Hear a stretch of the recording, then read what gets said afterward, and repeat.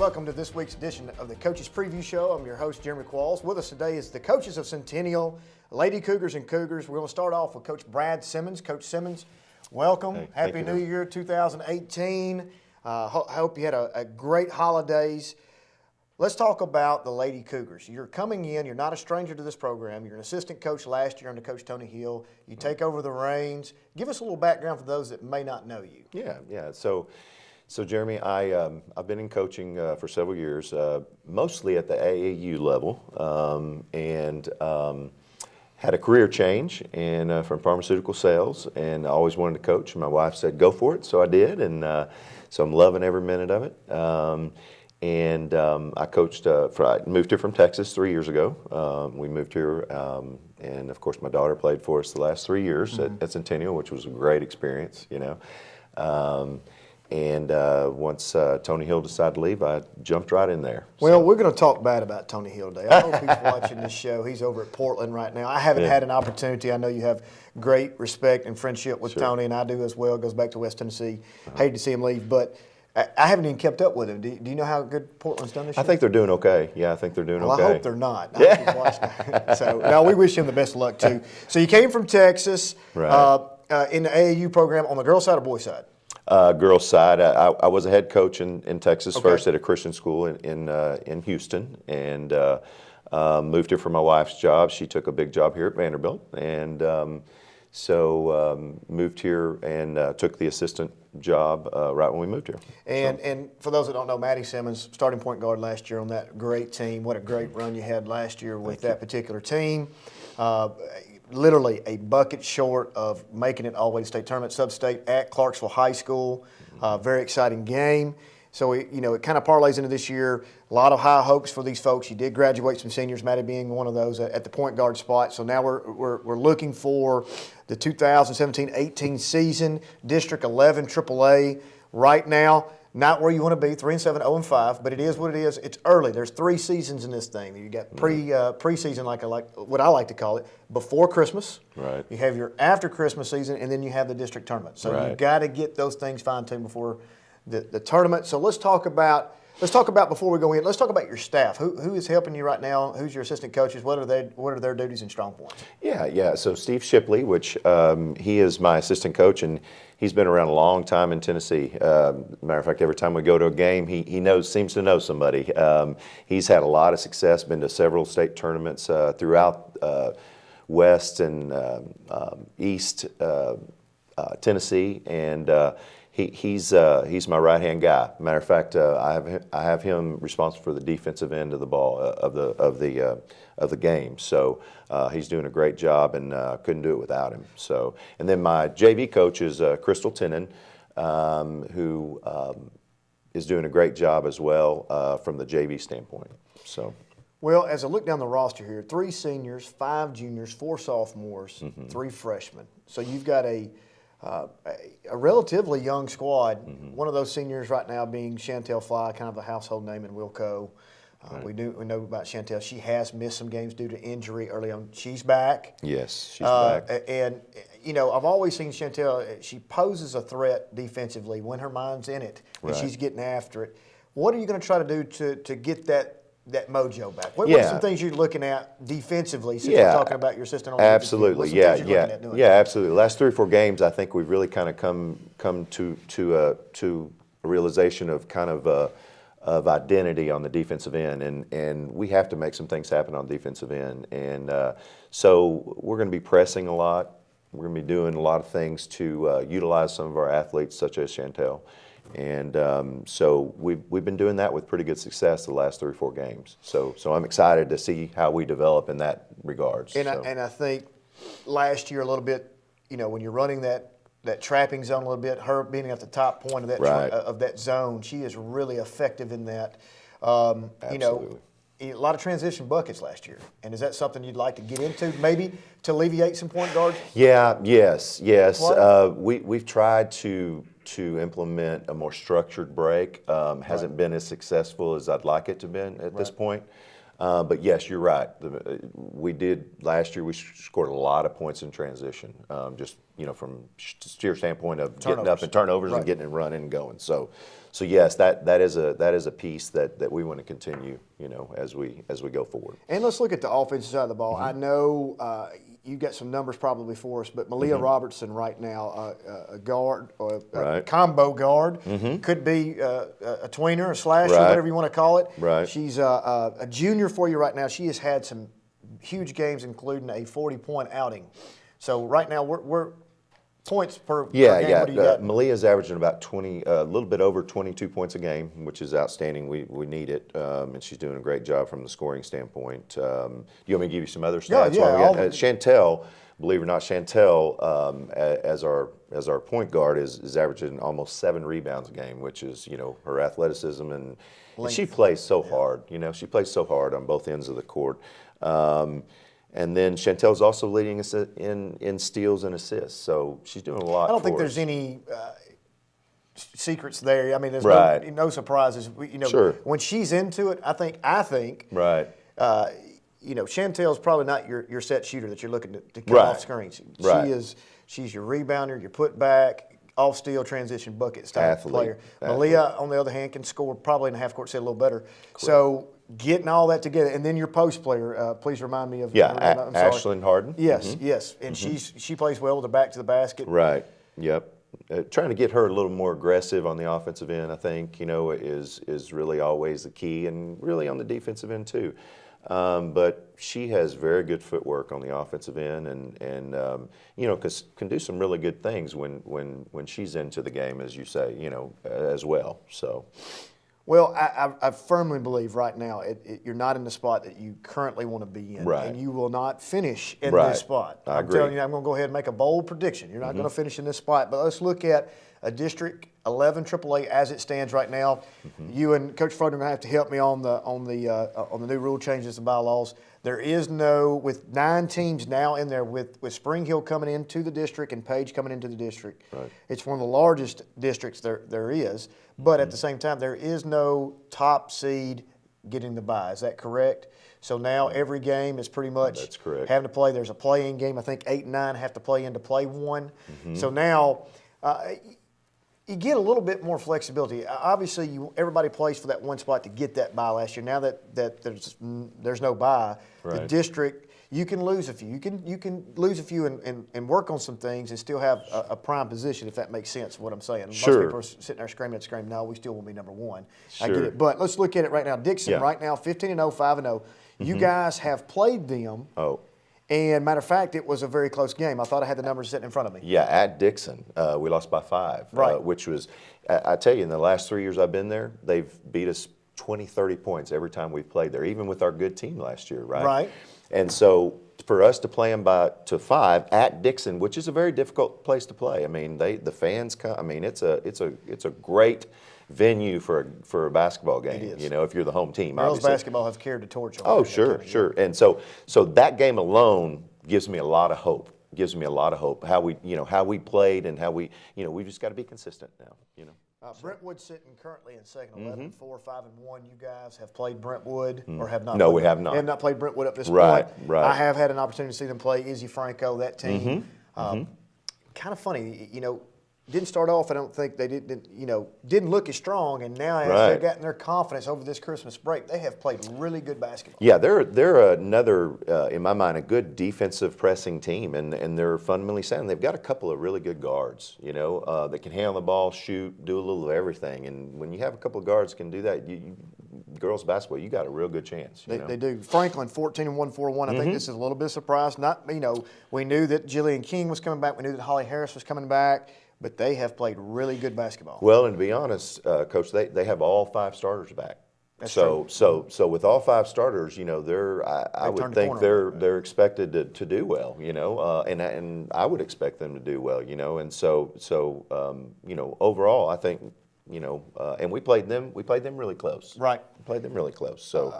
Some positive things there. Summit 5-6, 3-2. That was the game that I got to see you guys play against. Okay. I think that game was not a true representation of where you were. Chantel was out that night. A lot of things going on. Right. Look, that's that game right there.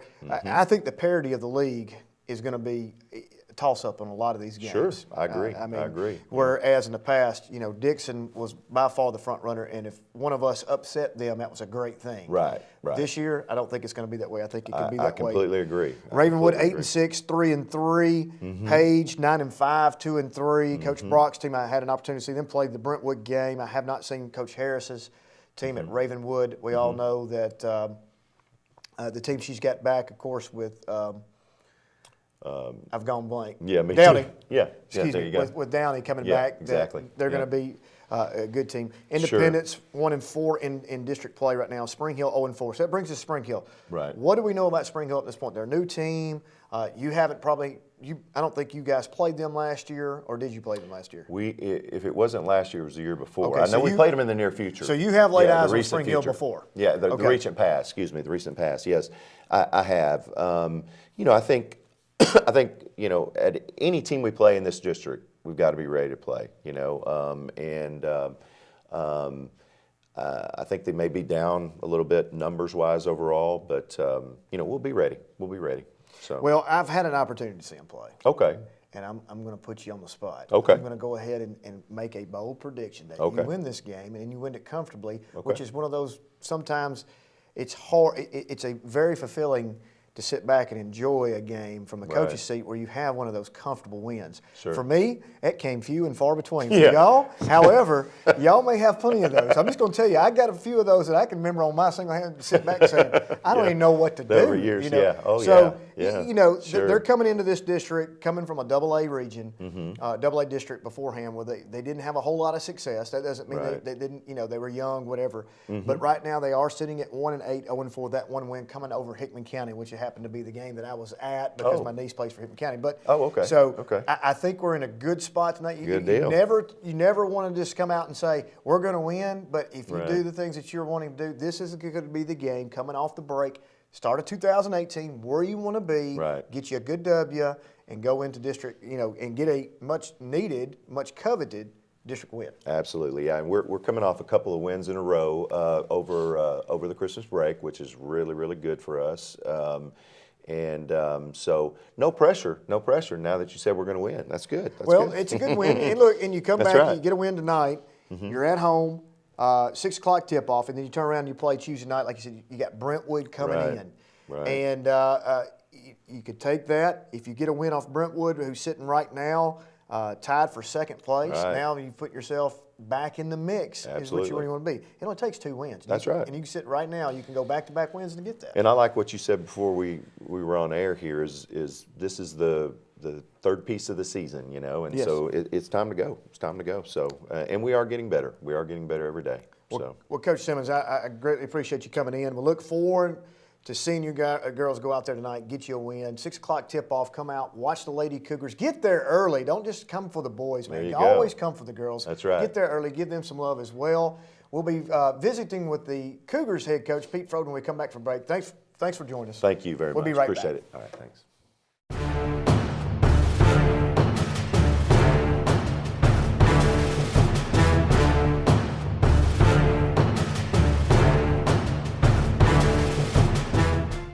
Welcome back to the Coach's Preview Show. We're now time for the guys' side of things. It's head coach of the Centennial Cougars, Pete Froedden. Coach Froedden, thank you for joining me. Coach, let me just go ahead and start. Saw you play against Summit. I was talking about Coach Simmons. I saw those guys. That was the most impressed I've seen with the Centennial boys team since I've been here. Now, you've been coaching at Centennial for 2 years now. Half-court defense that you guys put on them. I'm putting the cart before the horse for just a second, but the half-court defense that you guys played was the most impressive, probably half-court defense I've seen play collectively with anybody. Now, Brentwood's Dennis King teams played really good defense, but they were long, so they made up for it, right? You guys are not that long. You just made up with heart, athleticism, and most of all, what I love to see, and you do too, is just the emphasis put on that and those guys wanting to play. They're slapping their hands when they're missing the ball, when you're up in the line, right, and you're one pass away. And that guard-to-guard pass, you do that different. See, I was conservative. I kind of let that go. You're up the line, boom. And when they missed it, they're slapping their heads because they wanted it. Right. It's the first time I've seen that, man. Congratulations on that, by the way, because I know it's exciting. Thank you. And this is my third year, but it's kind of like third year. it's kind of like our second year because we only have one kid that's really been with us for all 3 years. But you know, that's just a testimony to our kids. Our kids have really bought into what we've been teaching, and I think that's the biggest place that we can make movement is on the defensive end. Offensively, you know, it takes time. We've got 2 new kids that are a big part of our offense, and they're trying to figure out how to score the ball for us. But defensively, if we can get guys to buy into playing hard and playing for each other, then you get some success earlier. Well, currently he's sitting at 8-6, a lot of close games. 3-2, that's encouraging to be above 500 after Christmas, Coach. Yeah. You know, last year, I think he had 7 total wins. Is that right? Played upset, which was great. That plays such an important role for you this year. Got your feet wet, got a taste of success there late in that third season that we were talking about, before Christmas, after Christmas, district tournament. Right. You go into district tournament, you get a win, you get an opportunity to go in there and make some noise. You come into this year, you've got a couple newcomers I want to speak of. Number one, Dusty Williams, man. This guy, you talking about a consummate player. You know, you come across a couple of players that are really good. You see them, you know they're good, and they don't have to tell you. Right. This guy fits in that mold. This Right. guy is not, he doesn't care about getting dirty on rebounds. He doesn't care about the defensive assignments he draws, and he don't have to shoot the ball. Yeah. But he makes up for his play in all his effort. You know, the thing about Dusty, probably the thing you say about him more than anything, he's a basketball player. He loves it, he eats it, he breathes it, he wants to be good at it, he wants to be coached, and so you're going to just see him blossom because of his desire to be good at basketball. And he's a long kid, you know, 6'3" kid with length, who has a skill set to play a number of positions. We can move him over at the point guard if we needed to. He shoots the ball at an extremely high clip, and he's learning how to play defense. And with his length, as he begins to feel comfortable on the defensive side, you're going to see him be able to guard some good players too. So as I look at your roster, I really thought, I had not studied it closely before the show. That's, you know, those good shows, those guys that make money doing this, they already know this information. He's a sophomore. He's a sophomore. I would have thought he would have been junior at the youngest, probably senior. Yeah. His basketball IQ, the way he plays. And then you have another newcomer as well in the post right now. Will probably rotate out of that post, but he's not just strictly a back-to-the-basket guy, is Ashari Hainsworth, son of Albert Hainsworth. Everybody knows that, but he's making his own identity right now, 6'4". Yeah. He's a junior. When I saw him play, I thought he was a little older, so I've got him backwards. But this kid, he's also a newcomer, playing great for you right now. He is, and he's, you know, you said it right. He's playing in the post for us now, but he doesn't have to play in the post. One of the things he does best is shoot the basketball.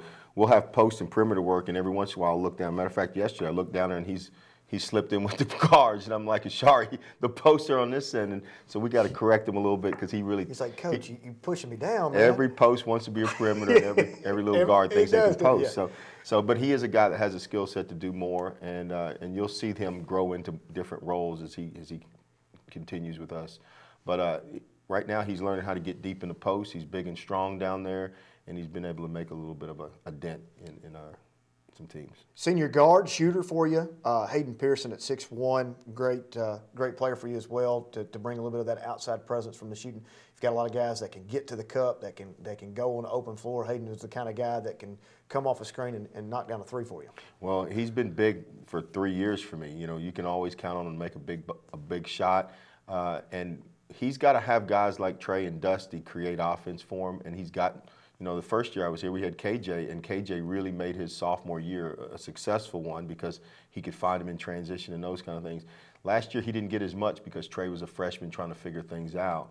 And now I think Trey is figuring things out, and Dusty, with the addition of Dusty, it gives him 2 guys that can attack a little bit more, and Hayden gets a chance to do what he does best. So I think that as we grow, you'll see those guys complement each other more and more. And you alluded to KJ. KJ LaSure, player for you, great player. Columbia State being super successful there with Coach Neal. I'm glad to see that. I know you're glad to see that as well. Followed in as a system guy. And I don't know, you probably have more contact with Coach Neal than I do. What are some prospective situations for KJ? Has he got some things on the radar? He does. Cornell, he's an academic kid. Really? And so he's going to have some opportunity to continue to play. I don't mean by the academic, but Cornell. I'm sorry. That's a big great time. offer, man. Yeah, and so I think some of those kind of schools are looking at him, and he's going to have a great career for the next 2 years. So Yes, good player. And one of my favorite Will Cole players for the last 3 years, even back when he was an 8th grader, Trey Carlton came to us from Franklin Special over there at Froedden Middle. This guy, great player, left-handed guard for you. He's still going through some growing pains. You see him make mistakes, but you know what? He's a sophomore. It's okay. And your point guard's allowed to make a few of those mistakes. Yep. But when that dude gets going, he can see the floor, he passes the ball great, and he can score it as well. Well, one word comes to mind: competitor. There's not anybody who's going to compete as hard as Trey, and he makes people better around him. His thing sometimes is he wants to do it himself, and not because from a selfish standpoint. He just has a lot of confidence, and he wants his team to be successful, and he's just willing. He's the kind of kid willing to do whatever. If we ask him to go pass the ball and never shout it, he'll do it. If we ask him to take it, never complain. And that's a sign of a good point guard. And I think, and I may be mistaken, he's got some pieces of the puzzle that have kind of fallen into place for him now. He doesn't have to have 25 a game. Right. He doesn't have to have 40 assists. He had 9 assists the other night, and he figured it out, and it was fun. I showed him a segment of clips of him passing the ball, making other people better, and you could just feel the feeling of success coming through because he doesn't have to score it every time, and he's got help. And you know what? And I've had this conversation many moons ago with my father when I was coaching. That right there for a coach, though, when you're having that moment with him and in that aha moment, and they're seeing it, and they're feeling pride in it. That's why we do it, man. Yep. It ain't all about wins and losses. Right. That right there, that moment, it means the world to you. It means the world to him, and all of a sudden that can really flip the whole dynamic of your team. Absolutely. So I know I've missed some players. Go ahead and fill in the gaps for us for maybe some players that are in the rotation for you right now. We've been playing probably 6 guys in starting role. We've been playing a kid who plays football and has done a great job in football, in Alex Wall, who has played a 3, plays a 4. He's our glue guy. He comes in and guards the best player on the other team a lot of times. He knocks down open shots, and he's rebounding the ball at a high clip. We have a rule on our team that you have to make 5 dunks in a row to have the permission to dunk in a game. And is he the only person who can do it? And we have 0 right now. But he's the closest. Can he get one? He can get multiple. Okay. But he's the closest to getting his 5, and he tells me every day, "Today's the day, Coach." I love the kid, and he's a special kind of kid. Andrew Ellison is another kid who we start quite a bit, who's more of a strict 4, who can stretch you a little bit, and played at Page. He's only a sophomore, but real cerebral and vocal and really solid player for us too. So we play those 6 guys a lot. Coach, I don't want to be presumptuous here, man, but if you could get to, I'm putting pressure on you now, 16 to 18 wins, get yourself in the mix in the tournament, you're losing 1 player. Yeah. Now, Hayden, obviously, he's a starter and a big role guy for you, but you're losing 1 player. You're getting everybody back. Right. You know, it goes back to the conversations we had early on. You know, when going through those growing pains of those seasons like we had, it's going to come around. It's going to come around. Now those pieces are starting to fall in place, and I can see it. That night I played Summit, I'm telling you, I cannot be complimentary enough of the way your team played and conducted themselves, and I love nothing more. Win, lose, or draw, I love nothing more to see a team play hard. Right. And look like there's no friction amongst two. It doesn't matter who scores. Let's just get it and go. Yeah, and it's just buy-in, and it takes time to change culture, and I think we're on the downward slide on changing our culture at Centennial now, and our kids are going to begin to think that they're supposed to win instead of hope they win, and so I think that's kind of where we are. Now let's talk about some things you can control, and that's your schedule. My goodness. Brentwood Academy. Yeah. Everybody knows BA. Stratford, probably the second best team in AA. Lausanne, one of the best single A teams usually, or in that private sector now. I think they've moved over. Lausanne has probably moved over out of Memphis. You've played Cane Ridge twice, best Metro team going right now in AAA. And you've got East Nashville to go, who arguably is the second best team in the state, all classifications. Yeah. What are you doing, Coach? And you can add Columbia Academy, who's been in the state tournament 3 of the last 4 years that we beat in the tournament, and Riverdale, who's really good. So that's true. I keep forgetting about it. So talk about you were at the over the rim Hickman County Give a little love to the Hickman County folks. Hickman County. They do a pretty good Great job of the job. tournament down there. Great job. So you guys, who all did you play down there? You played Clem Academy? Clem Academy, then Cane Ridge, and then we finished with Clarksville Northwest. So you got 2 out of 3 wins. Yep. Cane Ridge was a 5-point loss right there. 3-point loss? 3-point loss, and had them down 14, 16 points, and just still learning how to win, how to win and finish those games. When you have, last year we had 4 of our top 8 were freshmen, and so when you have that kind of youth and you return to a lot of guys that are trying to figure it out, you got to win some of those games to feel like you're supposed to. Yes. I think we're still in that hope mode a little bit. We need to get 1 or 2 of those kind of games to really feel like we're really a contender. Win the games that you're supposed to, win a couple that you're not, be competitive in the others, and anything can happen. Well, and just our schedule, That's going to end up helping you. I'm for that. Who are you going to see that's going to be better than East Nashville? We're not, and the pressure and the amount of pressure they put on you defensively, and to play those games knowing that you've been there helps you for tournament time. And I know that you'll preach this, and we'll preach it till we're blue in the face, and the kids have to understand. It doesn't matter if we lose. It's okay. Yeah. It doesn't matter in district seedings. We're getting better. You're not going to face a point guard better than. Matter of fact, you won't probably face a point guard better in the country than you did of the kid at BA. Right. You've got East Nashville as a team, Stratford, Riverdale sitting with 1 loss right now, playing really, really good basketball.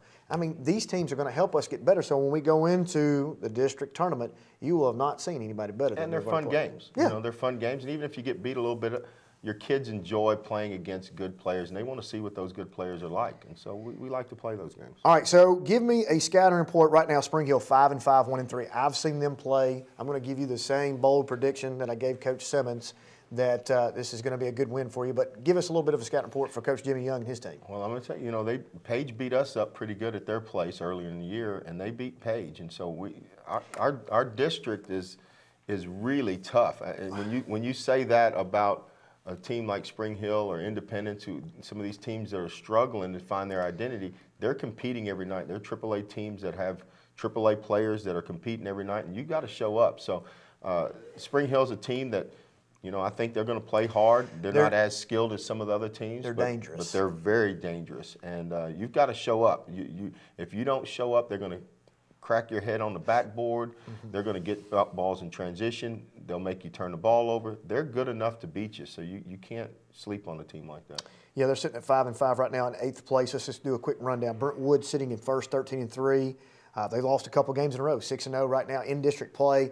I don't think they're out of reach for anybody. I think this thing is going to be very tight second half of the season. Well, and I'm not a big regular season guy. Right. I'm more of a looking for the end result, but they're a team that Coach Shirley's going to have them ready every game, and they might take a hiccup trying to figure out some things during this time of year.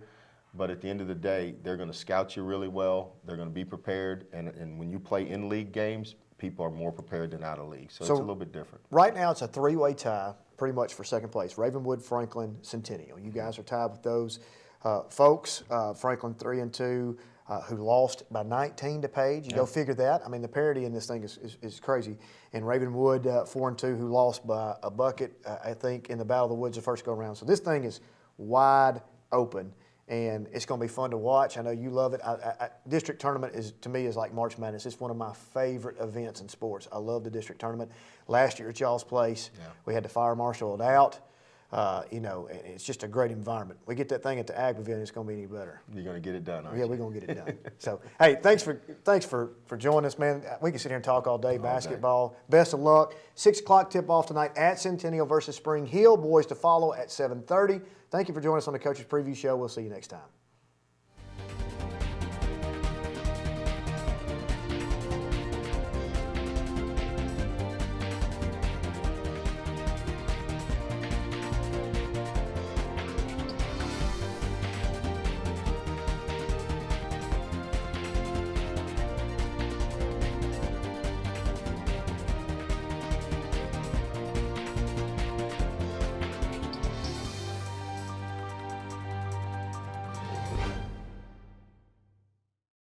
You know the most important lesson you can teach your kids about playing sports is concussion signs and symptoms.